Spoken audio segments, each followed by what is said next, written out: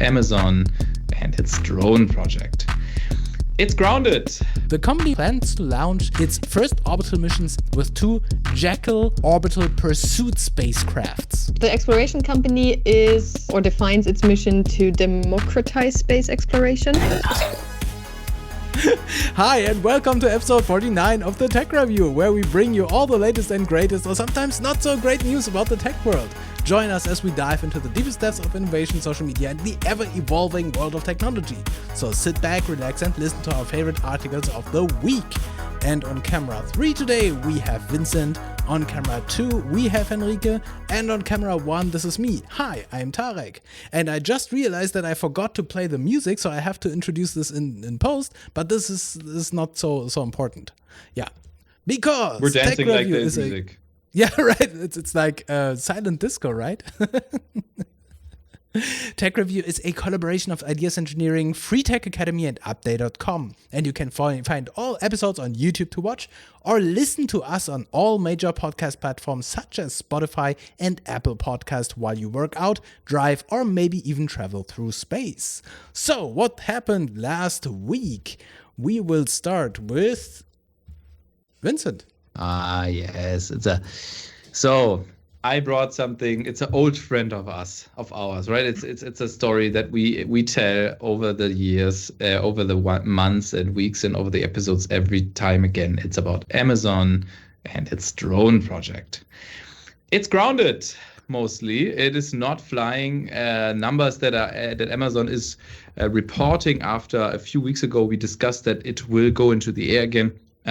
Most of those numbers are based on are happening on a test area, and only a couple of flights and a couple deliveries Amazon actually made with its drone. And the reason for that is extremely interesting because there are a lot of other drone companies that actually make dozens and hundreds of thousands of flights in public area because the US Air, Department for Air Safety, whatever this is called. It's in the article. Please read the article to have the actual name. We can't read it. It's behind the paywall. I'm sorry. I'm bringing it anyways. The reason for that is because Amazon's drones are too heavy. They are way too heavy, and this sometimes even causes accidents. And this article is all about how the drone program, due to Amazon also cutting back on cost, is one of the few programs being mostly scrapped. B, how other drones and other projects like that are surviving better because they're doing much more flights and having much more experience because the drones are much easier to operate from a legal perspective within the United States. And C, it talks about those accidents. And that is extremely interesting because the accidents, Amazon states, and it's definitely true, that no one ever got hurt from this. Mostly those things crash into a car or something like that. But here's the thing, and that is so interesting. Before police was able to arrive, Amazon employees removed most parts of the drone and stuff debris around the accident because they were scared that other competitors will see the status of the project. So they interfered with local legislation and jurisdiction to save or to keep the project further secret. And I find this so hard to believe because this sounds like from a science fiction novel. And I really loved this article. That's why I'm bringing it. So back again at Amazon Air, Prime Air, I'm sorry, mostly grounded. My big dream of having a Rüstungscompany, a company for military and defense use of drones, literally grounded as well. I'm very sad to hear that, but I'm happy to say I told you so, because if I remember correctly, the last time that I brought this article about the drone delivery program, that it is, where was it, in Texas and somewhere else, California or something, where they started this test deliveries, And this is the end of this test. Exactly this is we're really continuing where we picked left off. Yeah. It's incredible. And I said, I do not believe that this is actually going to happen because it's so weird imagining in densely populated area having these drone deliveries.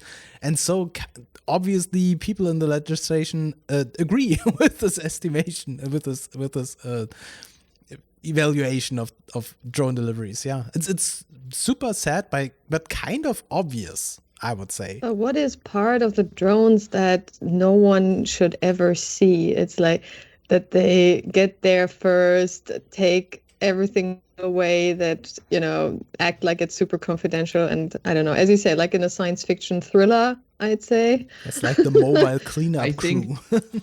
Yeah. I mean, imagine that there are people that get caught, right? I mean, so one of the drone crashes, right? Amazon called some of the employees saying, please drive out there now and pick up stuff. Like, how does that even work?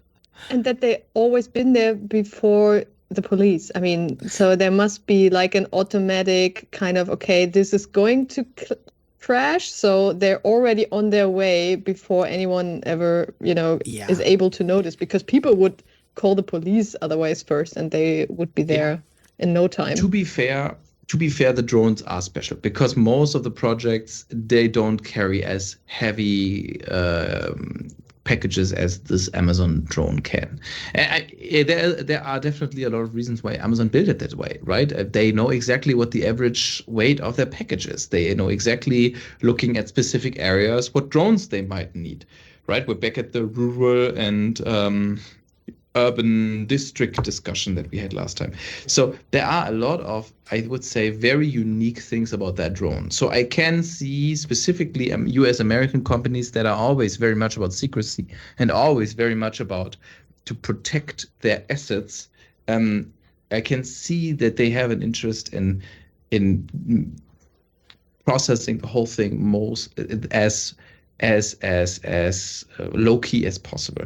However, obviously, interfering with the local jurisdiction, crazy. Yeah, and there must be some kind of dedicated cleanup crews, and they will monitor all individual drones and everything. And I could imagine that if they are developing for years on these very special delivery drones, then of course it's very highly protective secrets that they have in there with their integrated software and their guiding system and everything. And so I could imagine that this is highly confidential. But if it happens regularly that these things crash, then no wonder that nobody wants to have this as a regular thing. And as you know, probably it's like Pandora's box. You open it and you will never be able to close it again. If they say, okay, start with regular deliveries, and you know how much Amazon is delivering every single day. So this would mean that probably overnight the sky is flooded with drones delivering everywhere and crashing everywhere. So I could imagine that as long as something is crashing somewhere, they do not get permission to use this regularly. I agree. I mean, from all of those test flights, only a couple were actually outside of the Amazon test area. We are only talking... Yes, and we're no, that not, but we're only talking about 2 to 3 crashes, as far as I remember. But still, per 10 I agree with you. Very difficult, specifically when you scale it up to a regular delivery behavior. Yeah. Okay, but let's put a, how do you say this in English? Let's put a lid on it. Machen Deckel drauf. Yeah. And let's see if something in this direction will develop over time, because for now I think it's done. But maybe in a couple of months they will surely try with a new generation of drones. Surely this is not the last time we see this year. Probably. Yeah, I'm sure. Or maybe this is now the chance of, I don't know, Elon Musk's new drone delivery service or something that he develops in secret in his basement because he's bored. He does not have enough projects on the side. And then we will see something like, I don't know, the Boring Company Tesla drones or something overtaking Amazon. Drone edition, yeah. I mean, he already has the Boring Company, so it's just... and Tesla his drones have flamethrowers and everything. We haven't heard from Elon in a while, so there must be something big coming. Wait. If our tech review is valuable for you, please give us feedback with a like or a comment. That would help us tremendously and it wouldn't cost you anything. And if you don't want to miss the next episode, just click on the subscribe button. And now, back to the news. Okay. And now, this. Let's continue with Tarek. The random generator has spoken. And I bring something where I was shortly afraid that I might collide with Henrike because it's in her turf. Enter the Hunter satellites preparing for space war. And I was really thrilled to see these headlines because usually if I read something about Star Wars, it's about science fiction. But now we are talking about Star Wars in real life setting and the Space Force. A company called Anomaly.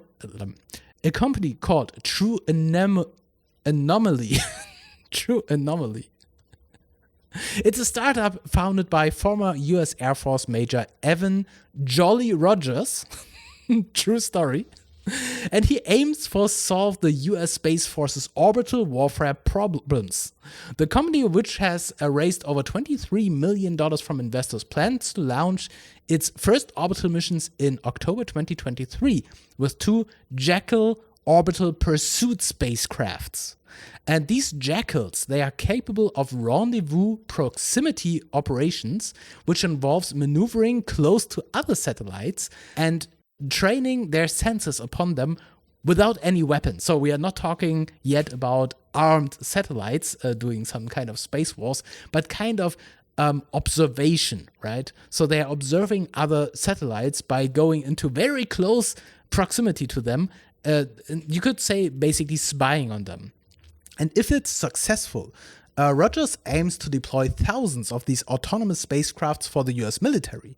And the company is designing this cloud-based control system to integrate autonomous agents and human operators. And he applied for trademarks covering hardware and software for orbital space-to-space imagery.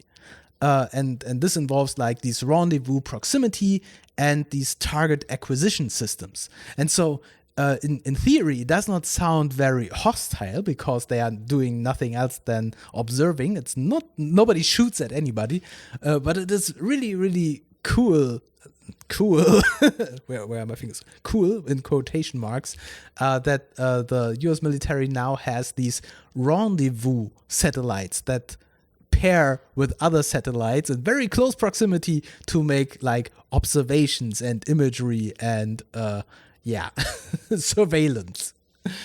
So this is the new generation of satellites. Does the article say... Sorry. Yeah. Henrike. Go ahead. No. I wanted to ask if it says how many of these satellites they want to build. I think the article said thousands. Let me search for it. I mean, it probably is just the first step anyway. Yeah. But yeah, it's... You just said it like only observation, but I mean, this is just the first step, hey? I mean, I think we can all imagine where this is going. Right. But to bring in one moment, because I just thought about this, to bring in some pop culture, because this is always very good content. If you remember the TV show Space Force, right? Where they had this... Where they had this hostile satellite approaching their satellite with like robot arms and dismantling their systems. I think it was a Chinese satellite or something. I just imagine these satellites to do something like this. They are not hostile, but they have arms and they like punching each other or something. We are not shooting at each other. It's very, very... I have 2 questions about it. Question number 1 is, did they talk about specific events where this was a necessary or more or less required action that they now are serving a purpose for? A. B. How does that work? So they shoot up the satellite, understood. The satellite goes around orbit, decreases, increases its height in orbit to rendezvous, or not rendezvous, but to get in range with another satellite they want to observe. Okay, understood. They now start the process of analyzing their radars and stuff. Understood. This to me sounds like a one-use purpose, because how much fuel could they have in order to rendezvous? Specifically, I'm not talking about decreasing speed to increase and decrease height. Yes, I understand that. But I'm talking about then rendezvousing. I mean, this takes a lot of fuel to actually get into this very specific position. Because as far as I'm thinking right now, when we are planning out how to shoot a satellite into space, or maybe sending Dragon crew up to ISS, months ago, we map out at what trajectory they need to fly in order to then, after days, rendezvous with ISS. Here, we don't know that, because we don't know at what point in time and where and with what specifics a potentially hostile satellite may appear. So this thing must be full in fuel, or use something like hydro sun-driven kind of fuel in order to get places. Let's start with your first question. So regarding the use case where they needed this in the past, I don't know if there was like a single occurrence where they said, now we wish we had this kind of satellite. But I think it's this emerging threat of armed spacecrafts that the US military is fearing, that in the future there might be Russian or Chinese satellites which actually carrying laser guns or some kind of explosives that they can then shoot from space. No, say a nuke that is not then connected to the defense system. Right. And for this, I think they always had these two questions. How can we detect this? This is what they are testing right now with their surveillance satellites that don't only have cameras for surveilling the Earth, but actually for scanning and understanding what other spacecrafts which are orbiting Earth are carrying, and ideally being able to disable them then in some way, either shooting them down or disabling them in another way. Henrike? Yeah, but what then in the first place, who decides or defines this is now a potentially hostile, or like a potentially satellite that is, armed and carries those laser guns or whatever? You do not know that up front, probably.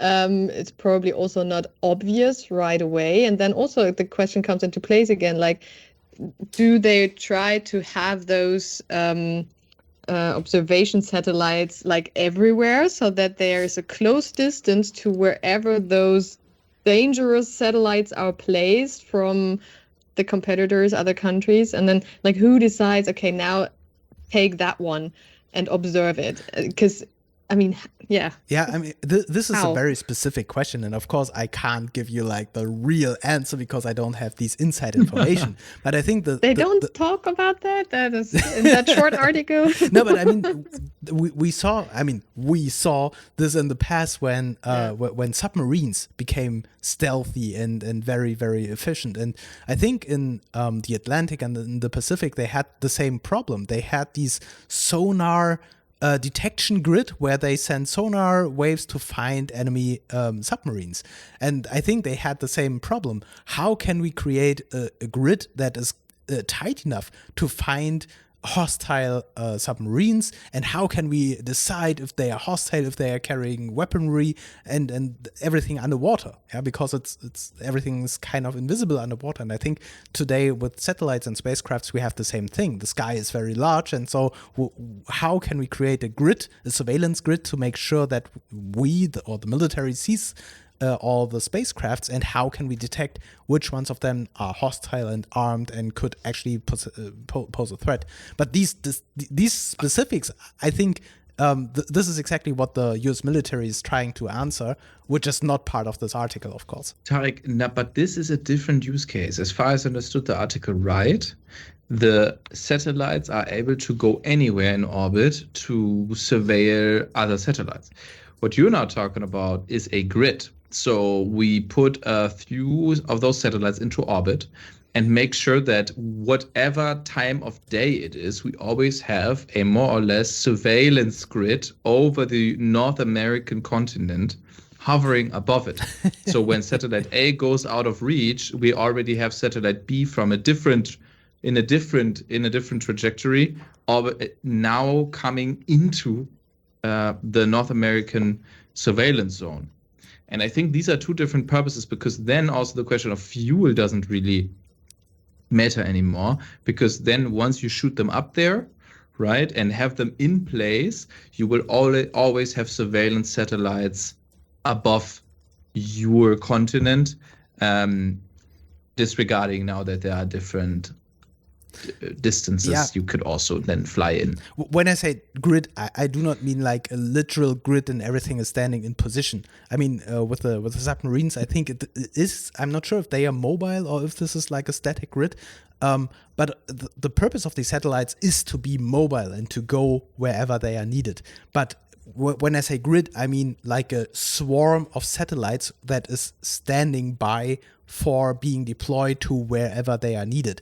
They probably need more than one satellite that is standing by and then like cruising around searching for other spacecrafts. That's what I mean with grid. Like around 2 days later, it's in position. There are multiple satellites scanning the sky or scanning other satellites, and I think it's like this cat and mice game. And then the Chinese are going to create dummy satellites simply to make sure that the observance satellites are not able to track all of them or something like that.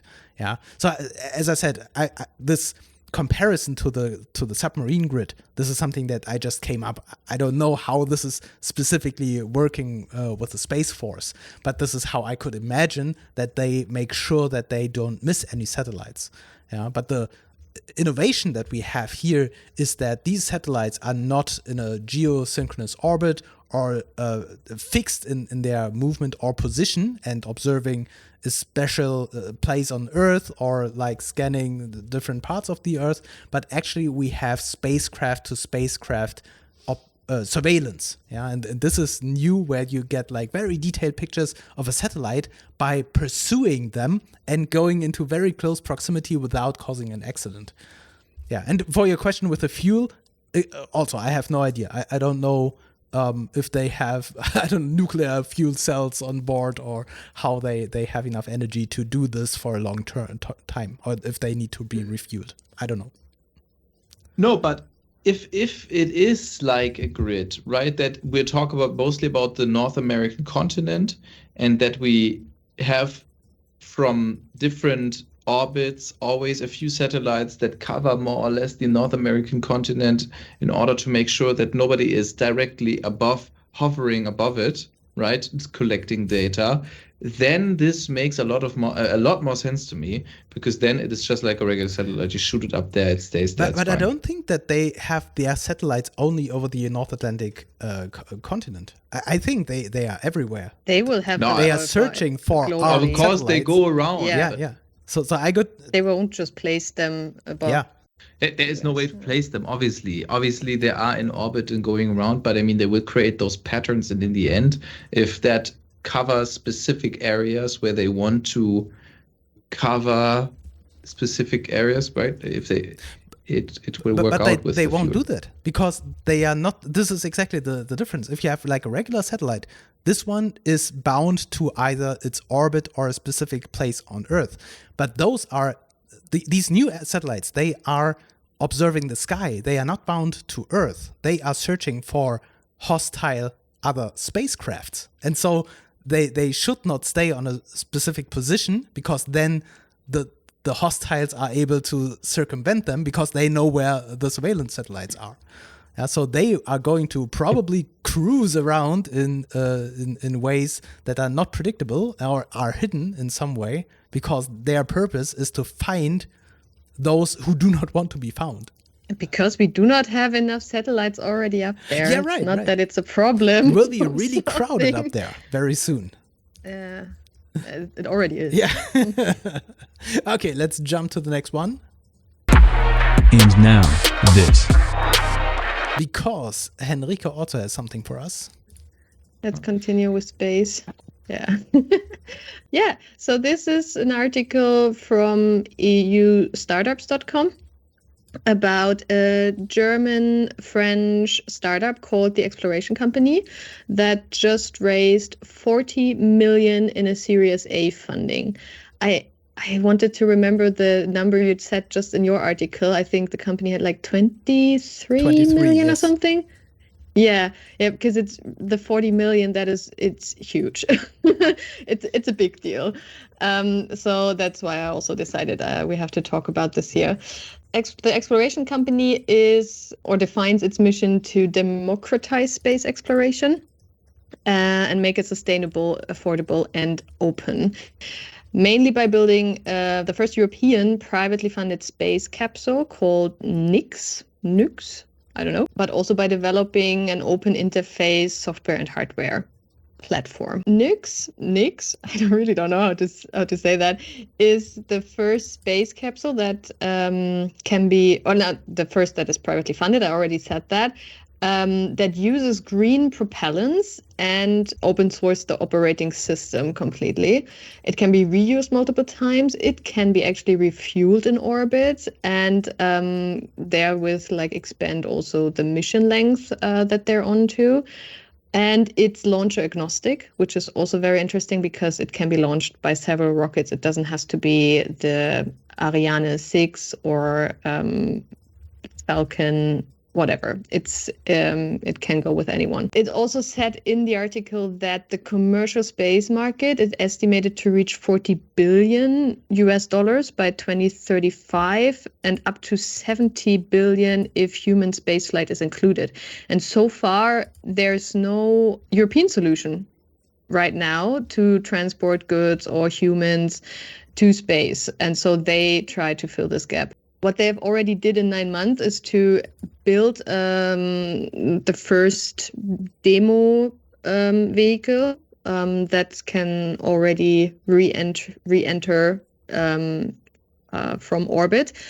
And now that they also with the funding but also in the long run, they want to commercialize the first full-scale space vehicle by, I think, 2026, which is not that far away anymore.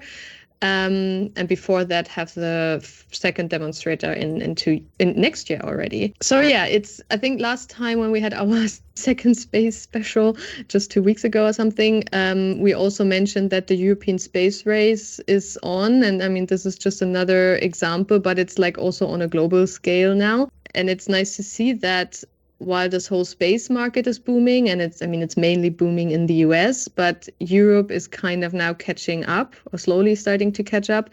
And other than the, funded companies funded by the Elons and Jeffs and Richards in this world, this is now privately funded. And yeah, it's a German-French startup, also a neighbor to ESA Aerospace that we just recently talked about. And this is really cool to see. That's a huge success. Right. What I love about this is in the past when the old space program was scrapped and the Apollo missions were canceled and there were no more missions to Moon and the space shuttles were removed, it was always under this premise: space exploration is not profitable and there's nothing more we can learn and everything is done. We do not want to go back to the moon and we have to concentrate on Earth. And somehow in the past years, this obviously changed because we see so much investment in this area and so much privatization.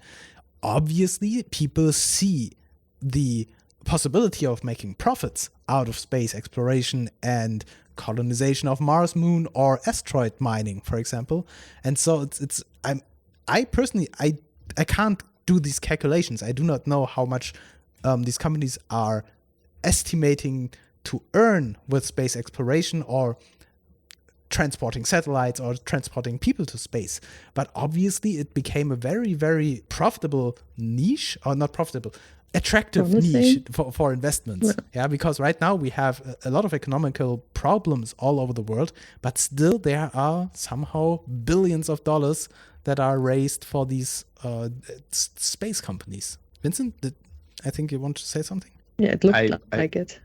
Yeah, it is true. I wasn't sure if you finished or not. I'm done. I'm sorry. No, I am asking myself how much prestige is in there, right? How many? When it comes to millions of dollars, obviously, do you want to invest in something, and is it just because you want to, or is it more because you also see purpose in it and financial value? All of that obviously is a much harder evaluated than when we're talking about a few hundred or a few thousand euros, right? It's prestige doesn't play a role that much. But often I feel like this is not the case when it comes to space, because space often is still connected with government-funded actions. Therefore, there is a lot of money in the game. Also, a lot of money, to be fair, that isn't bound to private equity, which means that it is different in the way it works when it comes to financial pressure of return.